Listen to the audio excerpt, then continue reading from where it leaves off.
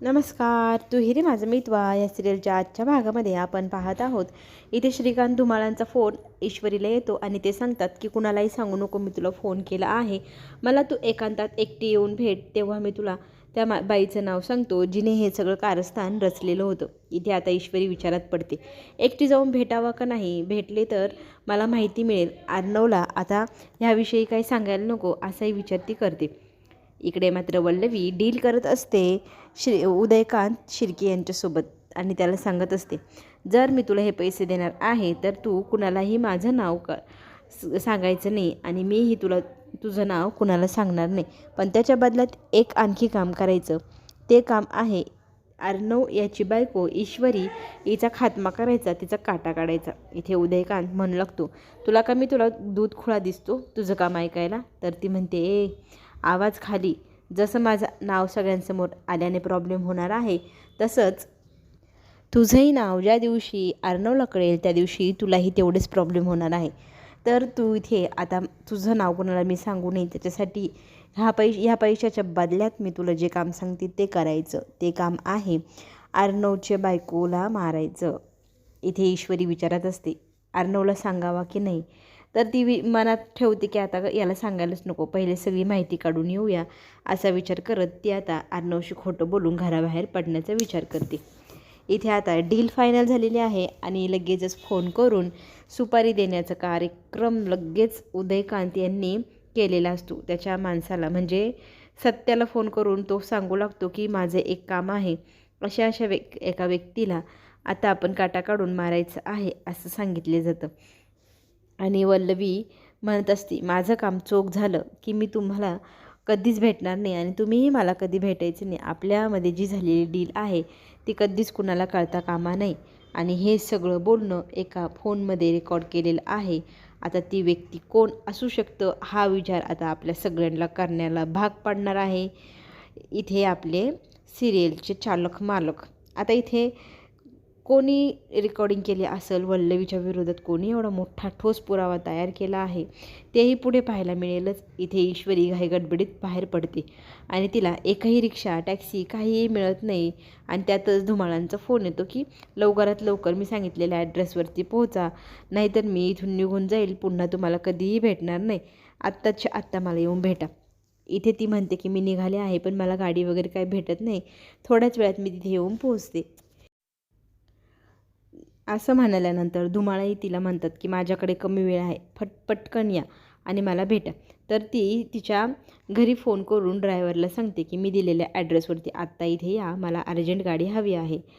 ती त्या ड्रायव्हरला मग ॲड्रेस पाठवते. अर्णवला त्याच्या फोनवरती मेसेज येतो गाडी कुठेतरी बाहेर गेल्याचा. आता गाडी एकदम वेगळ्याच ट्रॅकवरती चाललेली आहे हे त्याला जेव्हा कळतं तर तो म्हणतो, माझी गाडी वेगळ्या इतक्या लांब कपऱ्याला कुठे चालली, तिकडे तर काही काम पण नसतं. मग तो ड्रायव्हरला कॉल करू लागतो आणि ड्रायव्हर गाडी चालवत असतो. तर इथे अर्णवचा फोन आला आहे म्हटल्यानंतर लगेचच ईश्वरी त्याला फोन उचलू नका म्हणून सांगू लागते आणि अर्णवला फार स्ट्रेंज वाटतं की माझा फोन हा ड्रायव्हर का उचलत नाही आहे आणि ईश्वरीचाही फोन लागत नाही आहे. तर त्याला दोन्हीही मोबाईलची लोकेशन एकाच ट्रॅकवर जाताना दिसत आहेत. तर त्याच्या लक्षात येतं की ईश्वरी बहुतेक कारमध्येच गेली आहे, पण दोघंही फोन आता लागत नाही म्हणून त्याला टेन्शन आलेलं असतं. ईश्वरी काहीतरी संकटात पडू शकते या गोष्टीची पण भीती त्याला वाटत असते. मग तो त्या लोकेशनवरती जायचं ठरवतो. इथे ईश्वरीला वाईट वाटत असतं की ती फोन उचलत नाही आहे अर्णवचा, पण ती म्हणते की मी थोड्या वेळाने फोन करून त्याला सगळी माहिती कळवेल, फक्त अगोदर माझ्या हातात पुरावे येऊ द्या. मग इथे ती ड्रायव्हरला सांगू लागते की मला डावीकडं उजवीकडं असं ॲड्रेस करत करत ती सोडवायला सांगते. ड्रायव्हरला फार विचित्र असं ठिकाण दिसतं. तर तो म्हणतो, मॅडम हे ठिकाण फार विचित्र वाटते, मी तुम्हाला एकटं नाही सोडू शकत. तर ती म्हणते, नाही नाही, मी तुम्हाला थोड्या वेळाने कॉल केला की तुम्ही मला ह्याच जागेवर घ्यायला या, आत्ता तुम्ही इथे थांबू नका असं म्हणत ती ड्रायव्हरला जायला सांगते. ड्रायव्हर ऐकायला तयार नसतो. तर ती एकदम त्याला प्रेमाने सांगते की मी तुम्हाला थोड्या वेळात बोलवूनच घेईल, फक्त आत्ता माझं एक काम आहे, ते काम होईपर्यंत तुम्ही जा. ते ठिकाण फारच सुमसाम जागेवर असतं. ती जागा ते ठिकाण ड्रायव्हरलाही योग्य वाटत नसते. आता अर्णवला भीती वाटते, नक्कीच ईश्वरी काहीतरी हिरोगिरी करायला गेली. ही मुलगी कधीच काय ऐकत नाही आणि हिला कधी काही सांगितलेलं कळत का नाही. एकटीने कुठे जायचं नाही कितीतरी वेळा सांगितलं आहे, तरी ही मुलगी गेलीच. इथे ना पोहोचल्यानंतर ईश्वरी धुमाळांना कॉल करत असते, तर धुमाळांचा कॉल काही लागत नसतो. ती थोडी थोडी पुढे पुढे जात जात जाऊ लागते, तर तिला एकदम सुमसाम जागा दिसू लागते. आता तिला भीती वाटू लागते पुढे जायची आणि ती धुमाळांना फोन करतच असते. तितक्यातच मागे वळून पाहते तर काय, 2 टू व्हीलरवरती माणसं आलेली असतात आणि पुन्हा तिच्या मागणं पण पुढनं पण अशी 4 जण आलेले असतात. त्या 4 जणांना पाहून तिला आता भीती वाटत असते, तिला घाबरायला होऊ लागतं.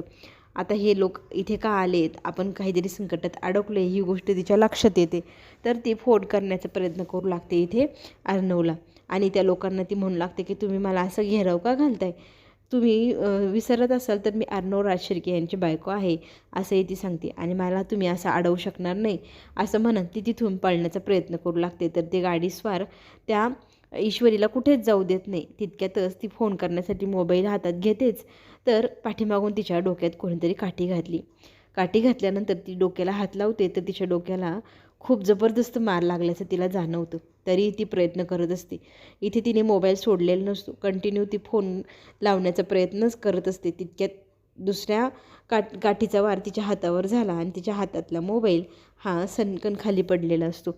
ईश्वरी आता खूपच वाईट परिस्थितीत जाऊन पोचलेली असते. तिला एकदम जबरदस्त मार लागलेला असतो, बेशुद्ध होण्याच्या परिस्थितीत असते. त्याच वेळेला तिथे वल्लवी पोचते आणि मग ती बडबड करू लागते, तुला काय वाटलं तू माझ्यापर्यंत पोचशील, मी इतकी वर्षे जे सत्य लपवून ठेवलं ते शोधण्याचा प्रयत्न करत तू इथे आलीस ही मला माहिती आहे. खरं तर इथे धुमाळांना सगळ्यात पहिले ज्या वेळेला ईश्वरी भेटली ना, त्यांनी लगेचच फोन करून इथे वल्लवीलाच कळवलेलं असतं की मी ना आता रिटायर होणार आहे आणि ती मुलगी आता 22 वर्षापूर्वी जे घडलं ते विचारण्यासाठी माझ्याकडे आली आणि ते सत्य जर सगळ्यांसमोर आलं तर मी रिटायर होणार आहे, त्याच्या आधीच माझं इथे काम होऊन जाईल, मला खूप वाईट परिस्थिती निर्माण होऊन जाईल, मला कुठल्याही वाईट परिस्थितीत पडायचं नाही, मला वाचवा मॅडम असं म्हणत धुमाळांनी निरोप दिलेला असतो. तर इथे वल्लवी म्हणते मी जसं जसं सांगेल तसं तसं करायचं, मी तुम्हाला या संकटातनं बाहेर काढेल.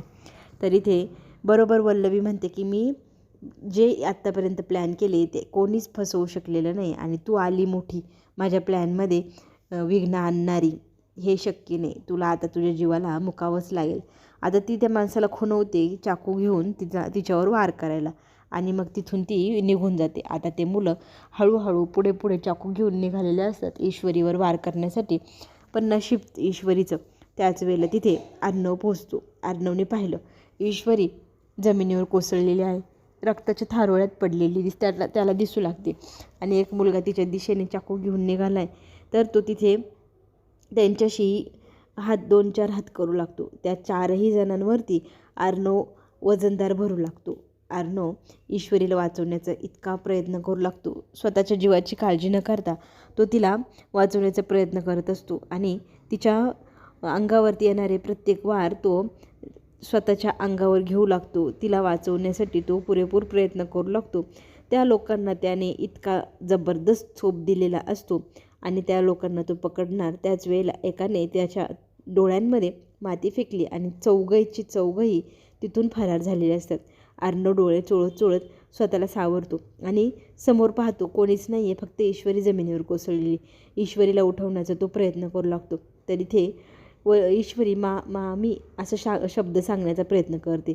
तर इथे अर्णव म्हणतो की तू का आलीस, तुला कळत का नाही, तू माझ्यासाठी किती महत्त्वाची आहे आणि तुझ्या आईचं किंवा माझ्या बाबांचं जे झालं ते झालं, पण मी तुला नाही गमावू शकणार, माझ्यासाठी तू खूप महत्त्वाची आहे, मला तू खूप आवडते. एवढे शब्द बोलल्यानंतर इथे ईश्वरी त्याच्याकडे पाहते डोळे भरून आणि हसते. तिथेच ती बेशुद्ध पडते आणि 1 मिनिटासाठी का होईना अर्णव इतका घाबरतो, स्वतःच्या हातून ईश्वरीला गमावल्याचं त्याला आता जाणवू लागतं. तर तो ईश्वरीला जागा करण्याचा उठवण्याचा खूप प्रयत्न करतो, पण ईश्वरी काही शुद्धीवर यायला तयारच नाही, कारण तिला इतका जबरदस्त मेंदूला मार लागलेला आहे, तिला आता काहीच कळत नसतं. इथे अर्णव मोबाईल बघतो, डॉक्टरांना फोन करतो, तो तातडीने लगेचच तिला उचलतो आणि गाडीत तिला ठेवतो. स्वतः गाडी चालवत तो दवाखान्याच्या दिशेने आता पळू लागतो. त्याच्या मनात आता एक भीती निर्माण झाली आहे की त्याच्या हातून आता ईश्वरी पण कायमची जाते की काय. ईश्वरीचा जीव वाचवण्यासाठी गाडी चालू होत नसते तर तो तिला स्वतःच्या पाठीवर बांधतो आणि तिथून पळत सुटलेला असतो दवाखान्यात घेऊन जाण्यासाठी.